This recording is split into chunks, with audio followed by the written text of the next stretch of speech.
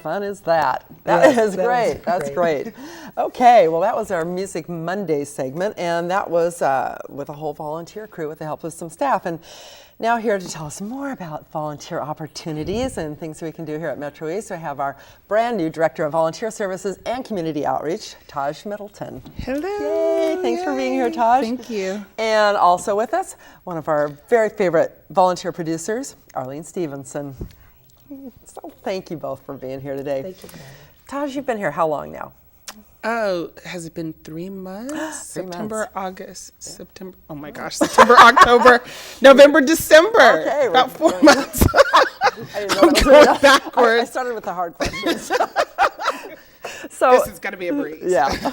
So you saw the Music Mondays thing, and you were here like for the very end of that, right? Kind of, or did you miss all that? I missed all of it. Okay. But I was here for the volunteer screening party that we had. So yeah. all of the volunteers that worked on Music Monday came to the studio. We had pizza, we had salad. We ran the video. That was the behind the scenes video that Right. Peter created. And we just had a great time eating dinner and watching the video and getting some feedback as to the experience that the volunteers had. And You think this was a pretty good experience for I you? think it was a great experience. Everything that I heard from, and granted, this is, like I said, this is like my first event at MetroEast. And I was like, wow, I'm a part of a really great team here, because all the volunteers had nothing but great things to say. That's great. And That's nice to hear. they were excited to work on equipment alongside professional people. Mm-hmm. And so it just was, I heard nothing but good things about the experience. Good. So what do you foresee us doing? Do you think we'll do more of those kind of on-the-job training kind of things, or do you have any ideas for things that you think we should be doing here at MetroEast, something different? You know, we're definitely moving, the volunteer program is definitely moving towards on-the-job training, so to speak. We are working to get people that are newly certified in the studios, working on the shows like this, Community Hotline. And we're also working on some other programs within MetroEast to get folks that are newly certified onto the equipment as soon as possible, because sometimes when you first lose something, if you don't get right on it, you lose it. So we Yeah, want to make yeah. sure that volunteers that come through our classes are able to get on equipment as soon as possible while they're trying to figure out what they want to do, what they want to produce, or the next steps. Right. We want to get them engaged and Yeah, and sometimes working. people don't know what they want to do. They don't know. They Exactly. want to make TV. They want to make television, but they don't know exactly what project they want to do. So working on other people's shows, whether it be another volunteer or a staff, is a great way to do it. And like you mentioned, Community Hotline, we have this is staff and volunteer. Exactly. And it's a great place for people to learn how to learn their chops. So Arlene, Yes. you are a volunteer producer. How long have you been with 6 MetroEast? years. 6 years. Okay. And tell me some of the things that you've worked on here at MetroEast. I had a couple of series where I did church sermons and services and choirs, and I produced a documentary, The History of Gospel Music, and my latest baby, Voices of Portland, my holiday celebration special. I can't wait to see that. Oh, And we'll talk about that in a little bit, because Okay. at the very end of this segment, we're going to see a scene from that. So I know. I was here when they were taping that, and I got to listen to some of that great music. Thank you. That was pretty cool. Thank you for Now, volunteering. you have also helped out our staff on a lot of different projects. Yes. What are some of the events and shoots that you've helped us out on? Portland Youth Philharmonic Orchestra, Mount Hood Pops, Bluegrass Festivals, Teddy Bear Parade? Teddy Bear Parade. Oh my goodness, how did I forget that? That's one of my favorites. Chamber of Commerce, Community Hotline, Holiday Open Studio? Holiday Open Studio. I mean, it just goes on and on. It goes on and on. Yeah. That's why you were, did you Volunteer of the Year one year? Yes, I was a volunteer. You were Volunteer of the Year. So, as a volunteer, why do you keep coming back?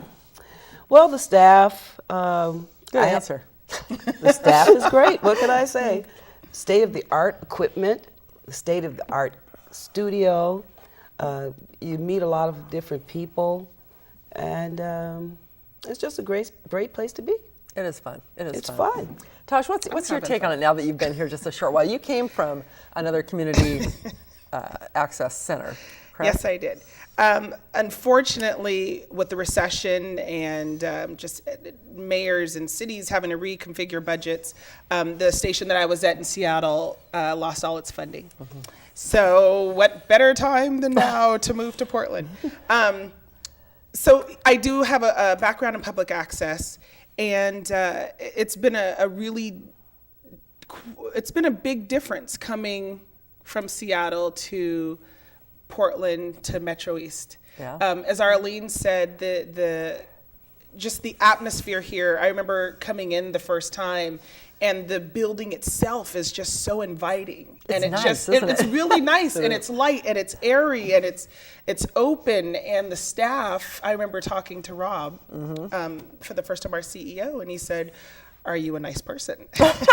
Really? I said, "I believe I am." but he said, "We are nice people here, and everybody really is. The staff is great, and the way they interact with volunteers is great, and so it's just, everything just kind of works together in this perfect storm of niceness at MetroEast." But The way you put that. Yeah. but seriously, just the atmosphere that the staff creates for volunteers to come in and explore and do the projects they want to do, or some of them don't even want to produce their own shows. They just want to work on crews. Right. And MetroEast provides those opportunities, and I think that just makes this a great place to learn and grow and have fun and meet folks and all that good stuff. Before you were in community access, you were in television before that even, weren't you? Yes. I'm going to take you back a few years. Tell me what you did before. I worked in, I'm born and raised in Los Angeles, California, and I worked in network television. I started off actually on a little show, little Howard Stern show called Son of the Beach, and moved on to Disney Channel, ABC, and Howard worked in Stern network. to Disney. Worked there for a spell, and then it just wasn't. I wasn't being fulfilled, really, and it was a lot of stress. And I said, "Gosh, I'm not really being fulfilled." So I thought maybe I wanted to be a writer-producer. So I left and went to a smaller boutique in Studio City that was called Studio City, and worked on shows like the Tony Danza Show. Hey. When he had a show for a while, Yeah. and Tyra Banks' show, and Judge Judy, and it was fun and very stressful, but I wasn't fulfilled, and I wasn't happy, and so I moved up here and thought I wanted to be a social worker, and then I discovered that's not what I wanted to do. So I ended up literally falling into, I was working with a youth organization that was producing youth videos, and we were working out of Scan, and that's how I got hooked up with Scan. And I ended up being able to work with young people, which I love young people, and working with television, which I love the creativity. I love the people that gravitate towards television. So I ended up working at Scan in their youth department, and then in their volunteer services department. Well, we're very fortunate we have you here. I'm really fortunate happy you're to be here. Yeah, I'm happy to be here. You're bringing a lot of energy here, so that's good. That's good. Now, since we're talking about past lives, Arlene, you have a very interesting past. Tell us what you used to do. Well, I used to be a singer. I still am a singer. You still are a singer. I am still a vocalist, and but I'm on behind the scenes more now. I'm trying to bring live music back to the forefront from behind the scenes. But yes, I had 4 bands that I've taken around the world, and I've performed from coast to coast in 42 states, and won a lot of awards for doing that, and kind of got a little bored with it. I love looking at some of your old pictures of your I know. bands, all glammed up, have you to know. show me some of that. I'll show I you gotta some after see the that. show. I gotta see She had some that. pretty nice outfits you Yes. wore on stage Oh, there. yeah. It was Yes. mostly rock and roll, right? Yeah, rock and roll top 40, original music, all of it at the same time. And we just rocked the planet. That was my goal. to rock the Rock the planet. planet. Planet. Well, So now this new show that you're producing, Voices of Portland, Yes. right? This was a while in the making, right? Yes. Producing can be fairly It takes some time, yeah. When I first started at MetroEast, it was MCTV, and I came here to learn how to make a video for my band.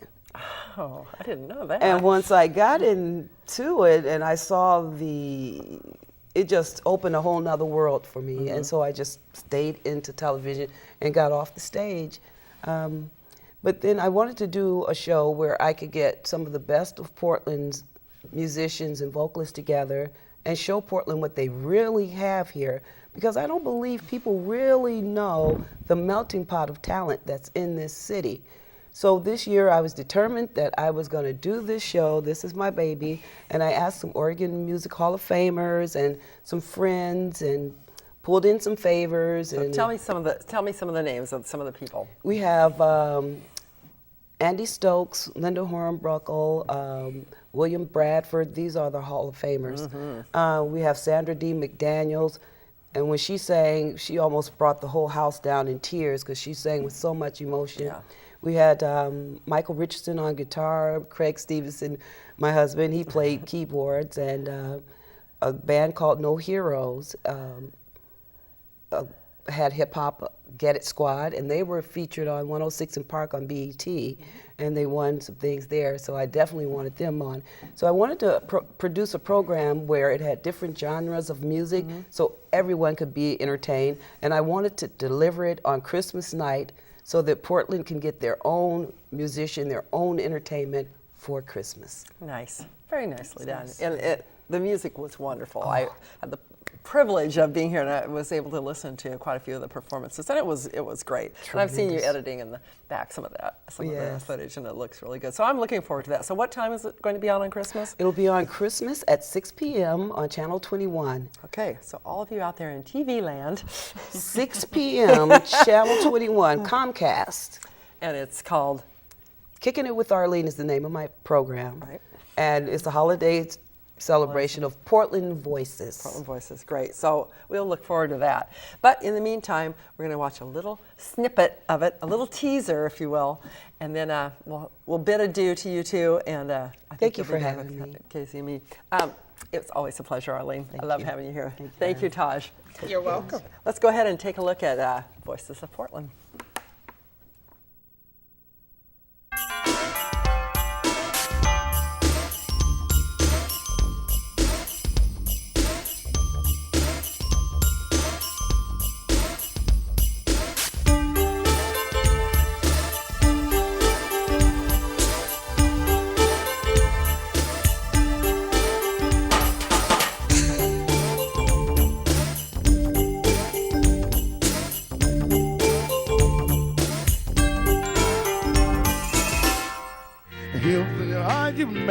We'll say no, man, but you can do the job when you're in town. So love, we conspire. If you could hear what I say, it might save your love. I'm no better than you, but I understand. Don't get carried away. Don't try to be no hero. It go like this, it go. I like that style, she like it like that. We do the same wild, she loving my swag, real classy. It's how she gotta act. It's GIS, babe, and you know it now we. And now we walking through the mall.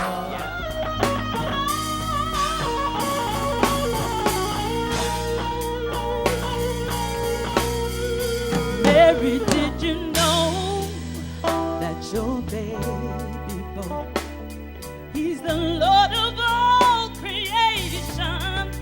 Mary, did you know?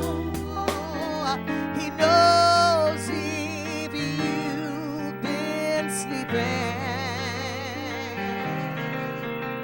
He knows if you're awake.